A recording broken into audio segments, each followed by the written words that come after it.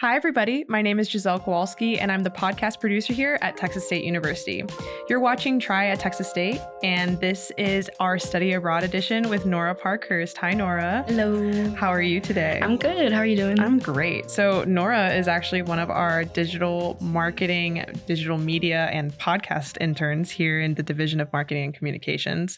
But you're also a transfer student, right? Mm-hmm. And you just went abroad this summer. I did. I went to Spain. I went to Cuenca, Spain. Oh, that sounds so beautiful and amazing. So I want to talk all about it. I want to hear all about your experience. But let's start from the beginning. What made you want to study abroad and why Spain? So I picked Spain because I needed 2 of my Spanish credits done in order to graduate on time. And going abroad offered me the opportunity to get 2 classes done in 4 weeks. Wow. And then I wanted to do it because I had the opportunity to. And then also I've never, ever been abroad before. So I really wanted to go abroad. And I picked Spain because my professor, Dr. Susie Ledesma, she told me about it. And she had been on that study abroad trip before. So she showed me photos and convinced me. So what was it like traveling outside the U.S. for the first time? I should have Googled it because I didn't realize how long the flight would be. And I've never really been on plane. I mean, I've been on a plane, but not very often. So I wasn't prepped at all for what that experience would be like. But it was fine. It wasn't too bad. How did it feel when you got there? It was crazy. So the process was, once we got off the plane, we all met up at a cafe and we had to wait for all of the students to get there. I think in total it was probably 32 of us. So it was just really crazy because I remember meeting everybody individually. And then at the very end of the trip, I remember looking back on our first interactions and just thinking how crazy it was, how much has changed in just a month. Yeah. You expedited your process of learning Spanish within 4 weeks. Mm-hmm. So can you describe the little town of Cuenca to me and what life was like there? We would wake up for class around 7 in the morning. So we would have class from 8 to 1, and then we would have a siesta from 3 to 5. And then after that, the way that the classes were structured, we would have class, a siesta, and then we would go with the entire study abroad program, and we would just have different events each night. So every Thursday we would have parties, and then we just did different events. But the actual town itself was beautiful. It had a lot of more influence. So they had castles, and some of the castles there were from the 13th, 14th century. And yeah, it was beautiful. I can't really describe it. All of the buildings were painted very vibrant colors, and there were cobblestone sidewalks. It was amazing. Yeah, it sounds like a dream, something out of a movie. Yeah, it was really cool. Were you staying with a host family, or were you staying in a group of were you in a hostel? What's that situation like? So 15 of us stayed in a hostel, and then I stayed with 3 other girls at a host family. And the setup for that was we had a bottom floor, and then our host family lived on the top floor. So it was kind of like an apartment almost. Other host families, they lived with the actual host family, but other host families or other students? Other students lived with the host families. Yeah. But it was incredible because we would spend lunch and dinner together, and they had 3 kids, 2 little girls, and then a son. So we got to really know them, and they didn't speak any English, and we were learning Spanish. So it was really cool learning from the kids. And I remember one of the little girls, she taught me a song in Spanish. And we would have dance parties. Do you remember the song? I don't remember. I was going to ask you to do it. It involves hand clapping, and it's a lot, but it was really cool. But did you have any culture shock experiences while you were there, or within the first couple of weeks?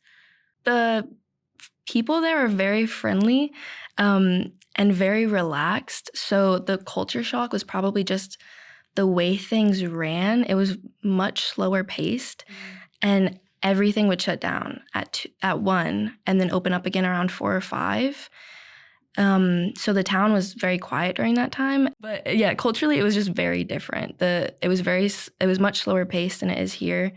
The siestas I was not used to, and we would go out to lunch with our professors a lot. So that sounds like a really a community-based situation whenever you're on a study abroad program. Did you continue taking siestas when you got back to Texas? It was harder because it wasn't built in. So And also the sun didn't set at 10:30 here, so I didn't really have time to do that. But I have started taking more siestas. But I do miss that a lot. Yeah. And is Cuenca, where is it located within the country of Spain? Is it south, north? Like, are you near sea? Like, what is it like there? So Cuenca is right in the middle of Valencia, Madrid, and Barcelona. Oh, wow. So it's like it's in the epicenter, basically. Yes. Yeah. Did you get to go to those other cities as well? Mm-hmm. We went to Madrid and we went to Valencia. And Valencia was on the sea, so that was really nice. You were taking Spanish 3 and 4. You took it in a month. What was that like? It was a lot. It was a lot of studying. It was a lot of memorization. But living with the host family was really helpful because they only spoke Spanish to us. Sometimes they would speak in English if we really couldn't understand them. But I think, honestly, being with the host family was what made me pick up Spanish as fast as I did. Yeah, I can imagine because you're hearing it, like you're fully immersed in it in comparison to when you're here. Mm-hmm. Not as many people speak the language consistently. Was there a moment where you realized that you were starting to actually think in Spanish? I remember I had a dream in Spanish and I woke up and I don't think all of it was actually Spanish. I think I was just kind of picking up on like the rhythm and the sound of Spanish. But that was in the first week because that entire week our host mom was really focused on us learning Spanish and she would talk for hours to us in Spanish. So that was whenever I kind of realized, okay, it's helping. I'm picking up some Spanish. Yeah. Are you still in contact with your host family? Like, could you go back and maybe visit them? Yes. So my host family, it was Anna and Jorge. And I text Anna sometimes on WhatsApp. And they said whenever we left that we could come back anytime we wanted to. And she was lovely. I loved Anna. She was so sweet. I remember the first week on Thursday, we had an inauguration for the entire study abroad program. And in secret, she wrote a speech and she did a speech about us and about her participation in the study abroad program. And I remember crying because it was just really sweet. That's beautiful. So now that we're talking kind of about like your experience as a whole and that you met beautiful people, you were with Texas State students out there too. What's your favorite memory from this trip? Or do you have a couple that you could share with us? I think